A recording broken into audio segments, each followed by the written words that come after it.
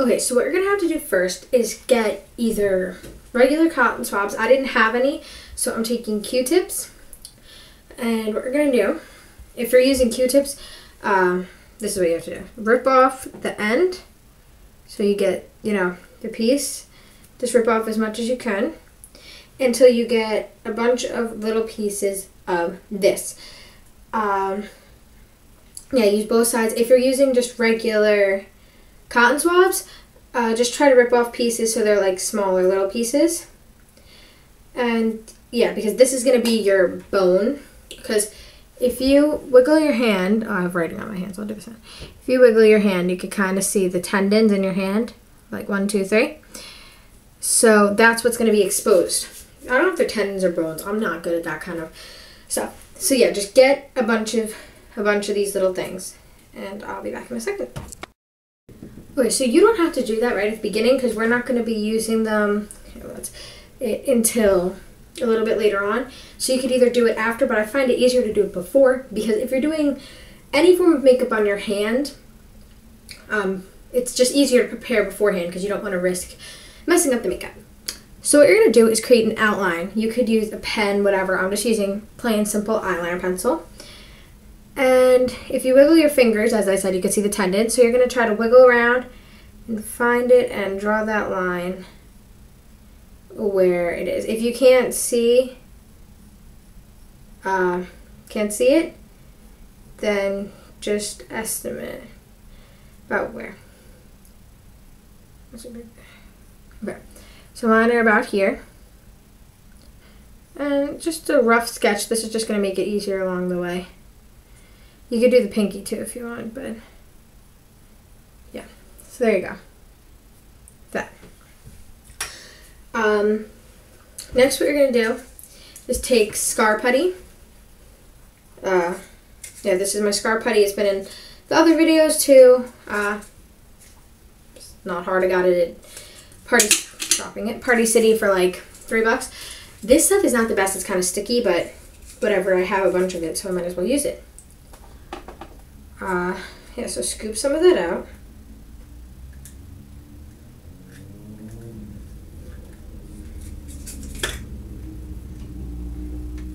You see, it's like really sticky. And then I'm gonna do like an outline of your hand. Not of your hand, of like a circle about where all this stuff meets. So I just did it there. So yeah, you got a little circle. This will just give like the ripped skin look that I used in the other videos. If you haven't seen the knife video, go check it out. It's up on the channel. Yeah. So you got this. Now, this stuff, if you use this brand, it's really sticky, so have a towel on hand. Or if you're wearing a special effects shirt. This is not a special effects shirt, but I figured since we're just doing the hand, it's not a big deal. So, yeah. You have this. Now what you're going to do next is add the tendon stuff. So I'm going to be using my liquid latex, which is, I have this big bottle.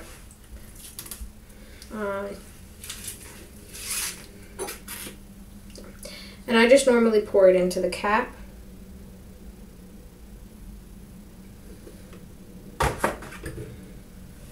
Right there. And then I'm going to just use my finger and put the latex along the lines. I have that. You could even just put it in the whole area. It really doesn't make a difference. So next, here's when this stuff comes in. You're going to take, my hands are so sticky, pieces, spread them out, and then place them on top. With this, it doesn't matter if you added the ripped skin first or not. You could do it in either or either order, rather. So, like that, on one of them. I know it does not look realistic right now, but it will. It will. Hopefully. I've done this once before, but I haven't done it in a really long time. So, Yeah.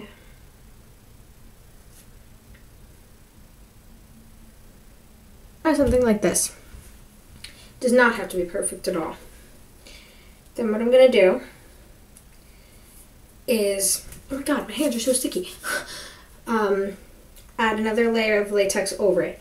For this one, just be a little more gentle, and I'm going to just add it on top of the tendons. Okay, so that's it with latex over it. Okay, you know, this stuff is so sticky, I can't take it. So yeah, you have this. Now while that's drying, you can either speed up the drying process by using a hair dryer, or this could be the time to do the coloring and shading. So that's what I'm going to do, is the coloring and shading. Now, as I've said in past videos, if you're a guy, it must be harder because, like, I am a girl, duh, and I like to put on makeup and stuff, so I have this giant eye palette. Got it for Christmas. It was like $10 or something. And I use this a lot for my coloring. So, yeah, that's what I'm going to be using for my coloring. The palettes and stuff come with these sometimes, so I just think they're easy because they're throwawayable. You can throw them out, I don't know. So right now, I'm sorry, just taking that purpley color, putting it on the inner part of the wound. Now again, the order that you do this stuff in really does not matter, I don't think.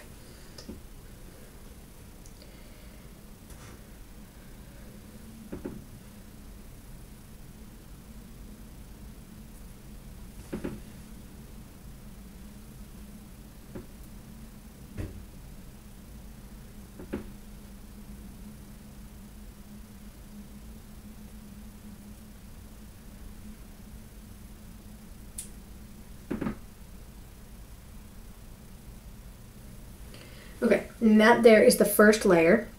I know that's really bright purple, and of course you're not going to leave it like that. Then I'm going to take one of the browns, it doesn't really matter what, and I might actually mix a few and put that over it. It looks like with the brown.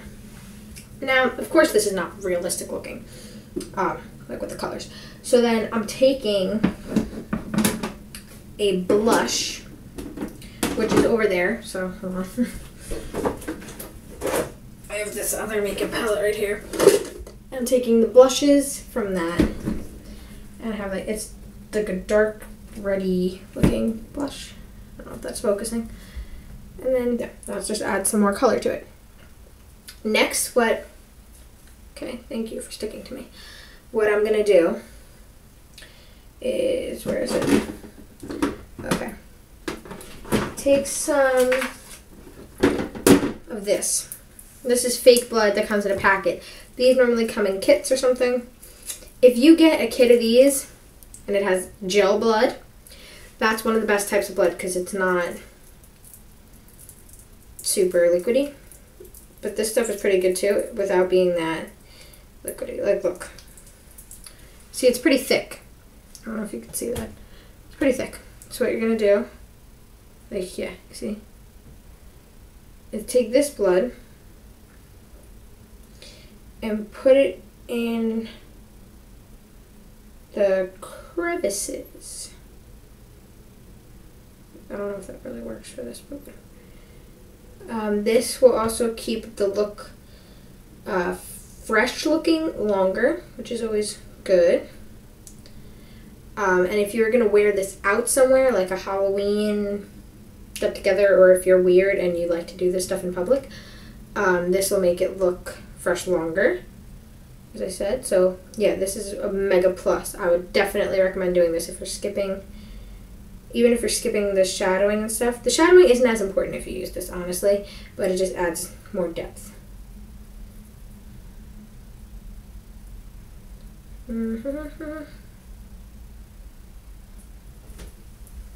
Okay, so that's what that looks like in there. Now, of course, if you do this, your bones or tendons or whatever, it's not going to be white. So you see this? It's so sticky. going to be colored. So what you're going to do is take that same little tiny eyeshadow thing, add a little tan or brown or whatever, and just put that on top. Put that on top. Even though you're going to be covering it in fake blood, so you won't really be able to tell anyway. Still just better. You can also use face paint. I just think eyeshadow is more easily accessible and easier to handle. But face paint is good too. Like, I have face paint, I use face paint. Nothing against face paint. Yeah. So then, this is what I have so far. Now what you're going to do is add, if you think that you like the depth of this, cool, good for you. I'm just going to add another layer of the bone, or whatever that is. I'm not going to film it, but I'll be back and show you. So right now, this does not look realistic, obviously, because it's white. You shouldn't really worry about this color that much, because once you put fake blood over it, it really doesn't matter which color it is. So I'm taking right now, oh, my blood is getting everywhere, the same Scar Putty, and I'm adding another layer to the closer edges, because you want to make it look like your skin is exposed. So now it does look more depth, if you see, but you need to blend out the sides. So clean off your hands, because your finger and the hand don't clean off your makeup. So you could blend out the stuff. Okay, so then I have this. Looks like more exposed. Looks a lot better. Okay, yeah, sorry, I was like looking from distance. So it looks like this. Now, of course, my favorite part, as you all know, is the blood. But you know what I'm going to do before I do that? To make this look more infected-y, I'm going to just clean up some of this stuff. Where's my makeup wipes? Okay. I also have makeup remover wipes, just like regular everyday wipes that I use sometimes for makeup. I'm just going to clean up the outer part of this look a little bit. No. Clean it up a little bit, and then I'm going to add a little bit of blush. I have stuff keep getting stuck to my fingers. A little bit of blush on a blush brush, like my regular makeup brush, just to add to the look of irritation. I do this a lot in makeup, because it's like, if this something like this ever did happen, which I don't even know how it would happen, you would not be okay. Like, it wouldn't just be a random spot of, oh hey, look. See, like, look, that looks more sickly and more like it's happening in real life. Because it's the key here. You're trying to make it look like real. Also adding some purples in there. And some browns.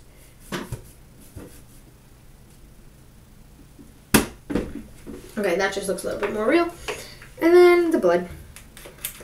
My spray bottle. Excuse me. Oh, hey. Hey, dysfunctional spray bottle. Okay, that just, like, exploded. Do you not see? I don't know if you can tell, but my bottle is exploding right now. So then let it drip on your hand. Let it drip down. Can you see that? And yeah, that's pretty much the look of an exposed hand. I hope you enjoyed the tutorial. Be sure to like, comment, subscribe. I'm getting blood on my head. Like, comment, and subscribe. Follow me on Instagram. And yeah, make sure to comment if you have any suggestions, and I will try to post as many suggestions as possible. Love you. Bye.